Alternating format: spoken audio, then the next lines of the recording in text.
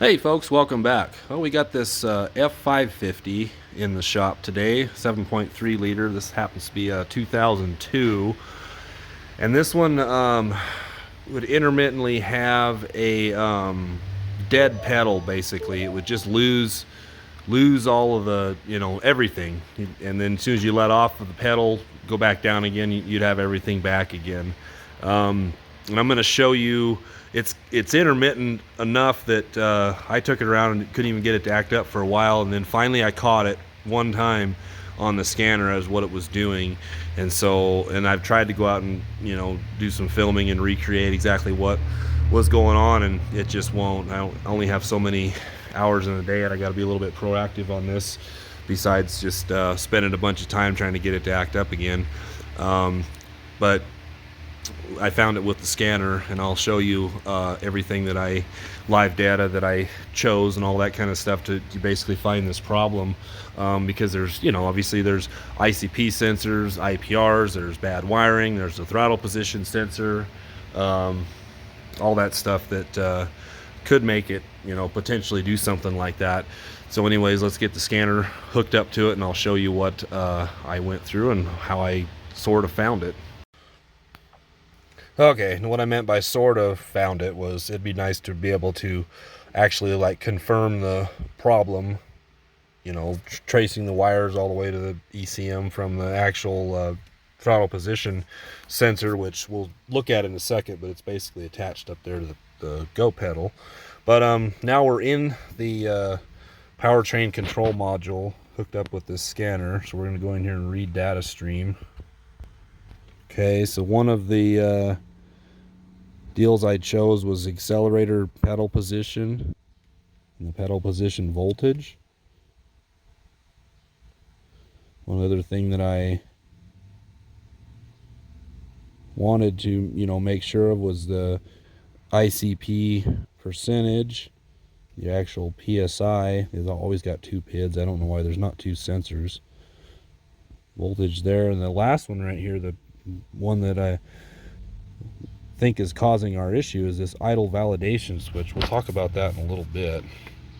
But anyways, that was pretty much everything I grabbed onto then. So that's the position, the percentage of our pedal, and then you can also watch, here's the idle. I'm just barely going to tip down on it. So you can see how it's off idle. You can see the voltage changes, but the percentage also changes, go all the way down to the floor at 84. I could even push it a little bit harder, 86.2. That's about it. So but you can see it, in any of these positions I'm doing right now, it's always going to say off idle. And when this thing died, we had, so we've got one more down here. Okay, the ICP voltage, whatever, that's about what you'd want to see on an engine that's not running. Obviously nothing's going to change as I push the pedal down just a second ago, but these will read what they're going to read, at idle or running or all that kind of stuff, all the way from about 5.4 something, about 500, up to 2,800 or whatever. But when this thing finally acted up and I caught it, is because when it acted up, I was just starting to accelerate from around a curve, and I pushed down on the pedal after making the curve, and it started to accelerate, and then just it died, and I kept my foot right in that same position and just let this thing coast. And so I had it at about 31%, and I'm just letting it coast. And I'm actually trying to reconnect. At that point, I was trying to reconnect the scanner because I had disconnected it, or maybe I bumped. That's what I did. I bumped that thing off of there, and I'm like, well, shoot, it's not acting up. I ain't worried about it. Then it acts up. All crap. So I'm sitting here. I don't want to let off on the pedal or do anything, because that seems like that's when the symptom goes away. And when I hooked up the scanner, got into live data, I realized that I can push the pedal further and further, and it still wasn't changing. And so basically the pickup rolled to I just kind of let it coast. I mean, I kind of stopped it with the, with my left foot on the brake. and let it coast, stopped, and it was just sitting there idling. I'm like, all right, well, but I had my foot all the way down on the pedal by that time at about 82%, about right here. I'm like, okay, well, that's good. When I connected it, the ICP regulator percentage was at like 7.5, almost 8%, somewhere around there. Which is what it'll run at when it's about idling, give or take. And then like I said, the voltage was correct. This accelerator pedal position voltage was exactly what it's reading now. That was about, it was about 81.6. It kind of varied. I mean, obviously, if I push this thing a lot harder, I can get this thing way up, but I wasn't doing that then, and so it was about 82. And then, but this thing didn't say off idle like it does now. It said idle. And so when we talk about that idle validation switch, basically that's just telling you it's right at the very start of where the pedal travels. The old ones, we'll talk about that in a little bit. If that switch does not say that it doesn't come off idle, nothing else that matters for the inputs or all that like this. If that says, if that's still in, the ECM thinks it's, or PCM, whatever you want to call it, thinks it's in idle, nothing's going to happen. So that's how come you can find all this stuff. Now this percentage and all this kind of stuff, this kind of told me that, we weren't having any issues with, like if this ICP regulator percentage would be like at, I don't even know what on the 7.3s, I can't remember what the highest percentage is, which means, it's fully closed, trying to build up as much oil pressure as possible. Like the 6 liters is like 85%. Now if it had been up at its highest, I want to say the old ones, 94, 95, 96, somewhere around there. I think about 55, 60 or whatever it was, or 65%, somewhere around there. 55, I think, is the highest those ICP or IPRs would go. But if, let's say that was the case, then you'd kind of be like, oh, well, it's trying to build pressure, but it can't build pressure, so maybe you just can't build enough oil pressure to get the engine to run faster. That is a possibility. I knew it wasn't a possibility because it's telling the IPR to be at 7%, and it's idling, and that's what it's, that's what it thinks it's supposed to do because of the idle validation switch being showing that it's an idle when I had my foot clear down on the pedal with this thing just running like this. Like I said, I wish I could recreate this and show you, but it just isn't going to happen. It's just not acting up. So, and the rest of this type stuff, like if you were to be, looking at the accelerator position and maybe it's back down to 11% or something when you had your foot halfway down or all the way down, you can kind of decipher, say, well, it's not getting a signal from that. It gives you a direction to point to. This thing's just so intermittent that we're just basically going to start off with just replacing the accelerator position switch, because I think it's from like 99 on, it's all done in the same switch. The prior ones, from like 98 and before, they had actually there's two plugs that go there, and they had a designated switch. You could actually hear the pedal do a faint little clicking sound when you first push it down. That was the idle validation switch, opening or doing its thing, whatever it does. I don't know if it opens or closes, but never got to where I troubleshot one of them. But these it's built into that same, it's got one plug and one particular sensor basically, and it's built into there. This idle validation function is built into that accelerator pedal position switch somehow or another. I don't know how it does that. We could probably maybe even try to find a wiring schematic, but then you'd have to find out, a schematic for that actual switch. You can find out anyways, but I don't know if we're going to go that far because this thing is just so intermittent. It would be really nice to, figure it out, but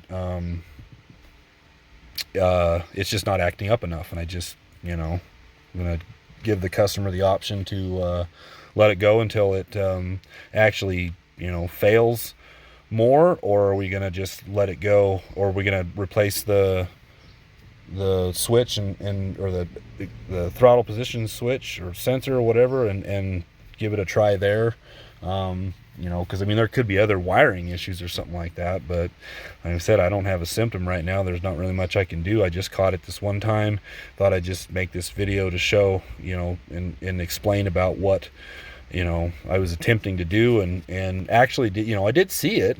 You know, I had my foot clear down on the pedal, and this thing said idle just like it does now, but we were at 80, almost 82% on the throttle positions, and that's not right. So obviously I found something there that's not quite right. And so another option is you could remove that deal and maybe spray some contact cleaner into it as good as you can, and maybe clean it or something. You might be able to go on your way.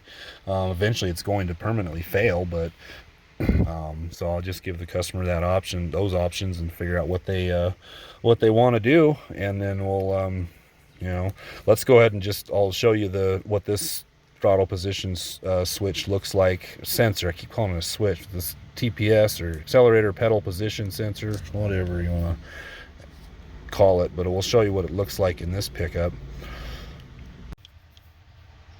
Okay, well, you find your go pedal down here, move right on up, and there it is. Like I said, this pickup's a 2002, so this is going to be just this one single plug, and it's going to be totally different. But you know, so you're really just undoing that plug, and then you've got 1, 2, and 3 bolts to remove that off of there. They're pretty easy to change. And then as far as once you get it replaced, there's kind of a procedure to calibrate it. I'll just kind of show you what it is. I'll simulate doing it without turning the key on. I'll just turn the key on from this position to just the unlock steering wheel position and show you how to do it. But so basically what you do is you turn it on, and I'm just going to go ahead and just turn it on right quick. So you turn the key on, wait for everything to kind of get done. Oh, you know what I could do? I just don't want to calibrate or mess with or do anything with this one right now, but I guess it doesn't really matter. But you just go down slowly all the way to the floor, back up, rest again, and then now start again all the way down to the floor, back up. And we're doing it one more time, so a total of 3. Back up like this, shut it off, wait a decent amount of time, and that will pretty much kind of give that thing a good position, you know, to go from. I wouldn't really recommend pushing it all the way down to the floor as hard as you can, but I mean, I guess you could, but I just don't, you know, like this one you got to push pretty hard to get a couple more percentages out of it. But if you recalibrate it, you know, you might even see if that particular might rehook the scanner back onto it and see if that changed anything. Yeah, it might do that actually. But basically then, you know, then you'll just turn the key back on, and then it, you know, it should be good to go. So let's go ahead and fire this thing up and just make sure it still works.